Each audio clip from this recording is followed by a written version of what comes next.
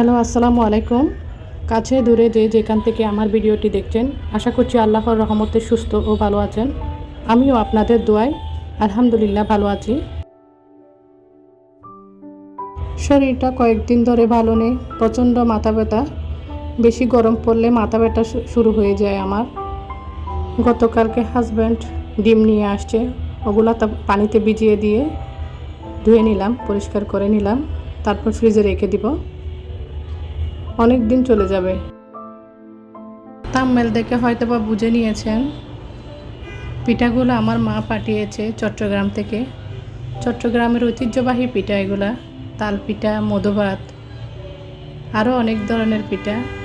আমি পছন্দ করি বলে মা অনেক কিছু বানিয়ে পাঠিয়েছে। এদিকে চিটাগাঙের এই মুরগিটাকে বলে মুচম্মান, এখানে হয়তো বা গ্রিল বলে ঢাকাতে।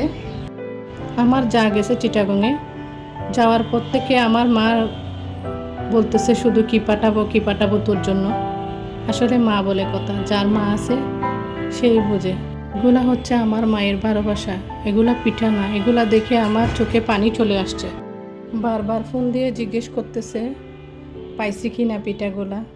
দুপুরে কিছু রান্না করব না, শুধু শাকটা ভাজি করে নিব। এটাকে হেলেঞ্চা শাক বলে, আপনারা কি বলেন জানি না। আমাদের চিটাগংয়ে এটা বাগানে যে সামনের উঠানে পাওয়া যায়। আমার মায়েরা এগুলা তুলে নিয়ে তারপরে ভাজি করতো, অনেক মজা লাগতো। রসুন দিয়ে একটু তেলে ছেড়ে দিলে হয়ে যায়, কোনো ঝামেলা ছাড়াই। শাক ভাজি আর ফ্রিজে রান্না করা মাংস আছে, ওগুলা বের করে নিব। দুপুরে হয়ে যাবে, রাতে আমার মায়ের দেওয়াগুলাই দেখি কি করতে পারি।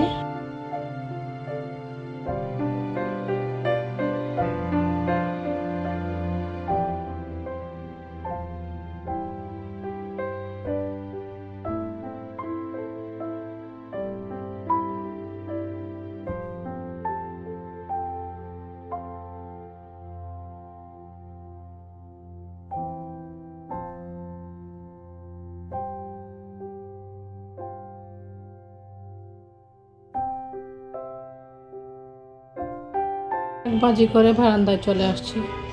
বারান্দা একদম নাজেহাল অবস্থা। পাখিগুলো এত ময়লা ছিটায়, খাবারগুলো ছিটাই একদম পুরা বারান্দা ময়লা করে ফেলে। এদের অত্যাচারে আর বাঁচা যায় না। পরিষ্কার করতে করতে আমার দিন চলে যায়। এটা একটা দেখলেও একদম সহ্য হয় না ময়লাগুলা।